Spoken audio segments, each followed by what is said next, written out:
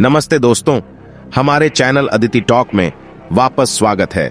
आज हम बात करेंगे बारो फिल्म के बारे में। नंबर 1 बारो फिल्म की कहानी, नंबर 2 बारो कास्ट नाम। तो फिर दोस्तों शुरू करते हैं। नंबर 1 बारो फिल्म की कहानी। मार्कंडेयुलु मार्क हैदराबाद, तेलंगाना में एक IT कर्मचारी है जो अपनी प्रेमिका राम्या से शादी करना चाहता है। वह एक प्रभावशाली व्यक्ति है जो अपने हितों को दूसरों से पहले रखता है, जिसमें उसका अपना परिवार भी शामिल है, जिसमें उसकी माँ ईश्वरी, बहनें वीणा और गायत्री, भाई अरुण जो संयुक्त राज्य अमेरिका में काम कर रहे हैं, और राम्या शामिल है। विजाग से हैदराबाद की सड़क यात्रा से वापस आते समय मार्क एक दुर्घटना का शिकार हो जाता है और उसकी मृत्यु हो जाती है।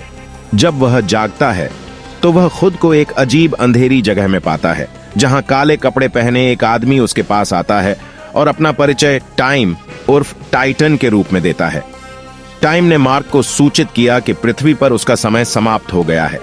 यह सुनकर मार्क उससे विनती करता है कि उसकी कंपनी और परिवार हर चीज के लिए उसकी नौकरी पर निर्भर है।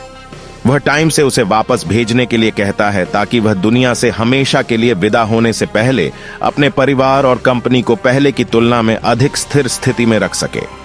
समय सहमत है, लेकिन उसे अपने निजी जीवन को व्यवस्थित करने के लिए केवल 3 महीने का समय देता है, समझौते के बारे में गोपनीयता और इस शर्त पर कि वह हमेशा उसके साथ रहे। इस प्रकार मार्क दुर्घटना से बच जाता है और टाइम के साथ घर लौट आता है। अगले 3 महीनों के दौरान मार्क को अपने निजी जीवन में कई बाधाओं का सामना करना पड़ा, जिसे समय ने देखा। महाप्रबंधक के पद के लिए एक युवा IIM स्नातक वेणुगोपाल के पक्ष में उन्हें दरकिनार कर दिया गया, जिसके विरोध में उन्हें अपनी नौकरी से इस्तीफा देना पड़ा और कार्यालय छोड़ना पड़ा। कुछ ही मिनटों में उसे खबर मिलती है कि ईश्वरी बेहोश हो गई और उसे अस्पताल ले जाया गया। उन्हें सूचित किया गया कि ईश्वरी को पार्किंसंस रोग प्रारंभिक चरण में है और उन्हें आगे के इलाज के लिए USA ले जाने की सिफारिश की गई है। समय मार्क को यह भी एहसास कराता है कि उसकी सारी बचत जल्द ही खत्म हो जाएगी। इसलिए मार्क फिर से अपनी नौकरी शुरू करता है।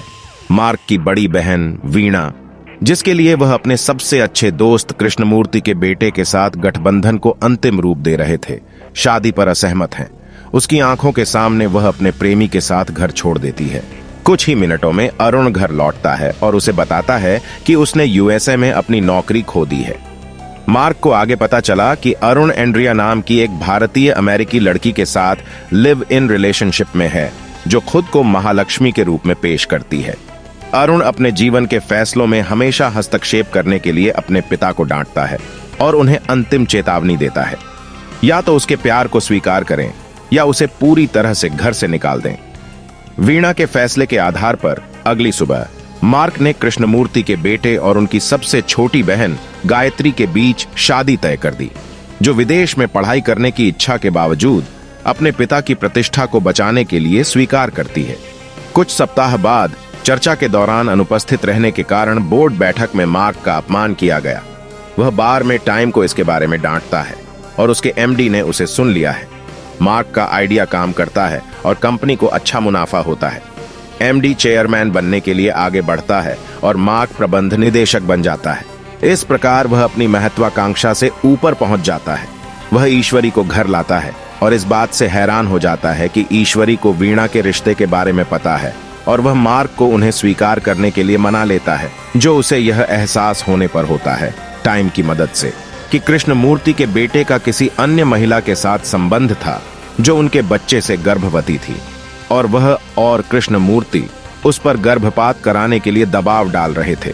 फिर वह गायत्री की शादी रद्द कर देता है और उसे आगे पढ़ने की अनुमति देता है। वह अपनी जिम्मेदारियां विनम्रता से निभाते हैं और अब पहले की तरह हावी नहीं होते। वह अपने परिवार के साथ भी अधिक समय बिताते हैं और उनके साथ आनंद लेते हैं। वह स्विट्जरलैंड में गायत्री के स्नातक कार्यक्रम के लिए आगे की ट्यूशन फीस का भी पूरा भुगतान करता है। 3 महीने की अवधि समाप्त होने से 10 दिन पहले मार्क को एहसास हुआ कि उसकी मृत्यु निकट है। उसने अपने अंगों को गिरवी रख दिया। उसी रात मार्क ने टाइम के सामने कबूल किया कि उसने अपनी वर्तमान नौकरी हासिल करने की उम्मीद में 7 साल पहले किसी को धोखा दिया था और उसे अपने किए पर पूरी तरह से पछतावा है।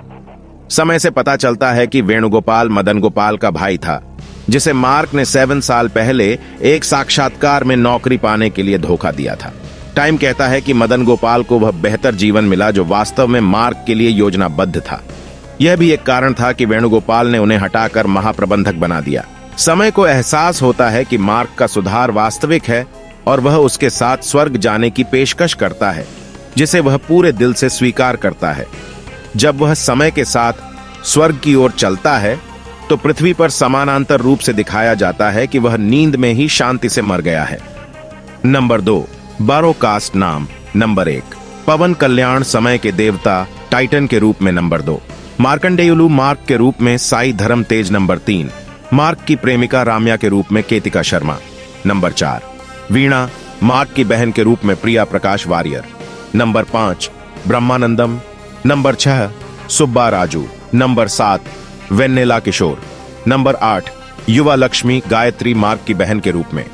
नंबर 9, वेणुगोपाल और मदन गोपाल की दोहरी भूमिका में अली रेजा। नंबर 10, मार्क की मां के रूप में Rohini. Number 11, Tanikella Bharani. Number 12, Prithviraj. Number 13, Raja चेम्बोल।